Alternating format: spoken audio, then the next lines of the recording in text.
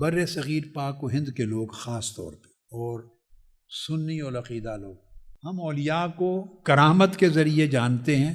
میرے جملے پہ توجہ کریں اور غور سے سمجھیں۔ ہم ان کا قد، اولیاء اللہ کا قد کرامت سے ناپنا چاہتے ہیں، جو کہ اولیاء کی تعلیمات کے خلاف ہے۔ ان کے ہاں ان کا قد یا ان کا مرتبہ کرامت سے نہیں، استقامت سے ناپا جاتا ہے۔ کہ بہت سے صوفیاء اور اولیاء نے ایک اصولی بات کی، اس کا خلاصہ یہ، وہ کہتے ہیں کہ اگر ہوا میں اڑنا ولایت ہوتی تو پرندے سارے ولی اللہ ہوتے،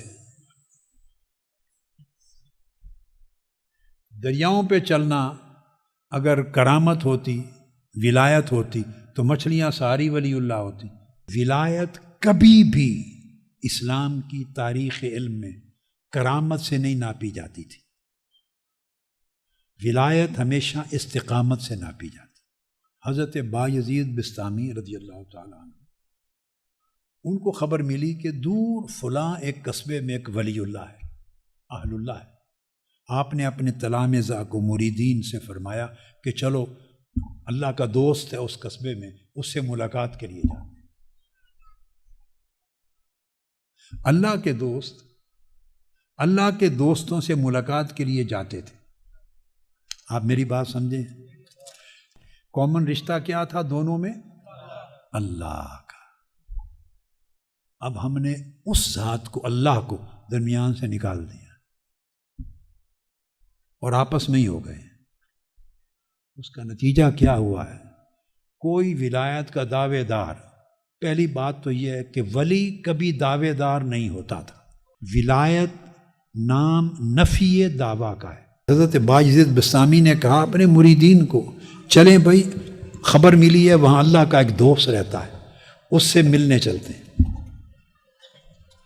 تو جب کوئی محبوب کے دوست کو دیکھنے جائے، یہ علامت ہے کہ واقعی یہ محبوب کا محبت کرنے والا ہے۔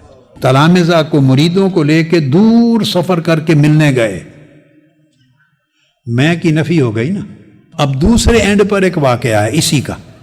جب وہاں پہنچے تو دیکھا جس کو ملنے جا رہے تھے، جس کا سنا تھا، وہ مسجد میں داخل ہو رہا تھا، تو اس نے ایسے تیزی سے گیا تو بایاں پاؤں اندر رکھ دیا، مسجد میں بایاں پاؤں رکھ دیا، وہیں سے مریدوں کو لے کے واپس مڑ آئے،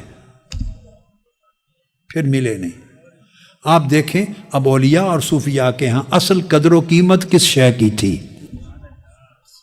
مریدوں نے پوچھا آپ اتنا سفر کر کے آئے اس کو ملنے، اور وہ سامنے تھا تو واپس مڑ کے جا رہے ہیں۔ آپ نے فرمایا اس نے بایاں قدم اللہ کے گھر میں رکھ دیا۔